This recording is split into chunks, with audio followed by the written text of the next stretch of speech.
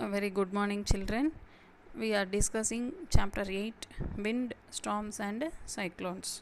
In last class, we discussed definitions for wind, storms, and cyclones.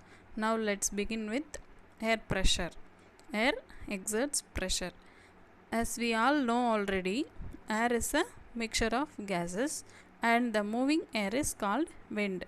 And such a movement of air is made by heat, sun's heat, or it may be said that unequal heating of different parts of the earth forms wind.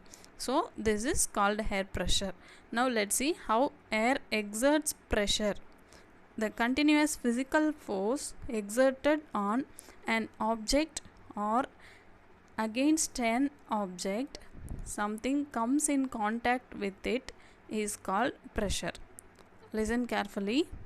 The continuous physical force exerted on an object or against an object, when something comes in contact with it, is called pressure. Air pressure is a very important phenomena on the earth. Because of this air pressure only we are stable. The air pressure helps every organism to be stable on the earth. We can understand by it. If we go higher in the altitudes, there we can feel the lowering of air pressure. If you continue to remain in that places, means what happen, the lowering the air pressure, our body will become unstable, and the organism which is experiencing the lower air pressure will blast. This is the science phenomena. Air exerts pressure in different ways under different situations and on all objects and in all direction. So air exerts pressure in different ways. Okay, under different ways air exerts its pressure in different situation and on all objects and in all directions. We can understand this concept easily by doing an experiment. To do this experiment, we need a tin can, a candle, and cold water. Okay, so let's see how can we perform this activity. First, we have to take a tin can and we have to fill the tin can off with water. Then the water with the tin can should be heated on the flame of a candle. When the water boils, immediately we should turn off the flame, and as soon as we turning off the flame, we should close the lid of the can. After closing the can with the lid tightly, we have to put the can carefully in a vessel, metallic vessel with the cold water, or we have to put the hot or water tin in a fresh water, that is in the wash basin. After turning the tap, okay, after keeping the tin can in a wash basin, you are allowed to pour cold water on it. Okay, if you are not able to get a tin can, means you just take a plastic water bottle with a cap. Okay, you just fill the hot water in it, and immediately you just pour out the water and close the cap tightly. Now you can pour cold water on it. Now you can record your observation, what you can. When we pour cold water on the tin can, what happens, the steam present inside the tin can will get condensed and the water vapor will become water droplets. So the air pressure on it allows the tin can, the shape of the tin can should be collapsed.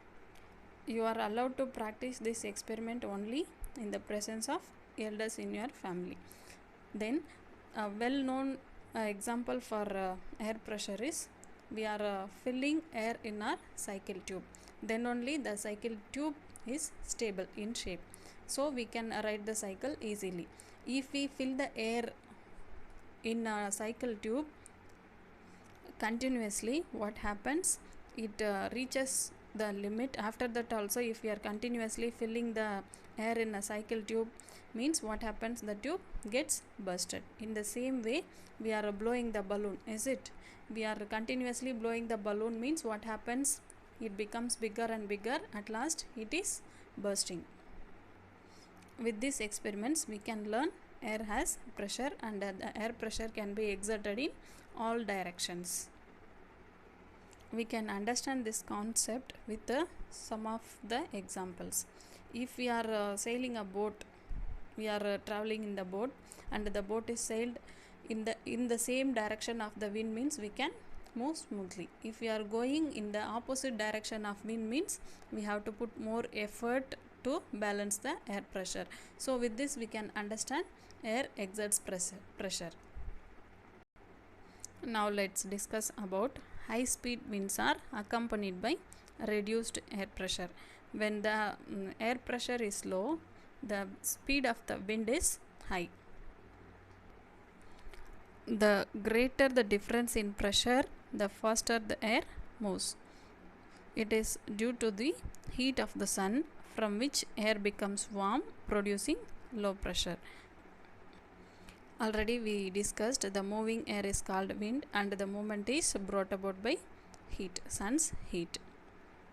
So here we can understand the greater the difference in pressure, the faster the air moves. It is due to the heat of the sun, from which air becomes warm, producing a lower pressure. For example, if we take two regions in our country, one is Kashmir and the another one is Rajasthan.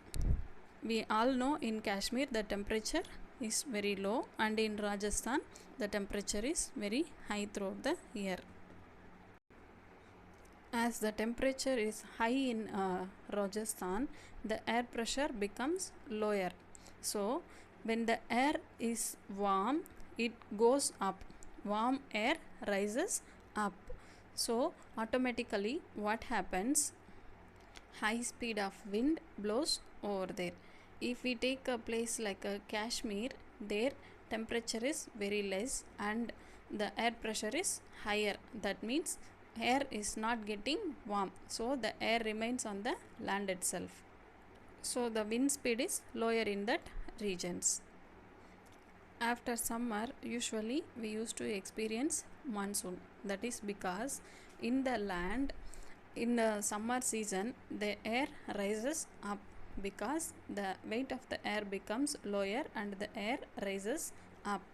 If we consider the surface of sea, there the temperature of the air will be lower. So the air pressure is higher. Air pressure will move from higher to lower concentration region. So in over the sea area the air pressure is higher, so it moves towards the land area. That is why we are getting precipitation, that is rain in the summer. After summer we are getting monsoon. You just make a note of it. It is an important quiz question and it will be expected in your exams. Air pressure can be measured by using an instrument called barometer, B-A-R-O, barometer, and wind speed is measured by anemometer. The rest of the part will follow in our next class. Thank you, children.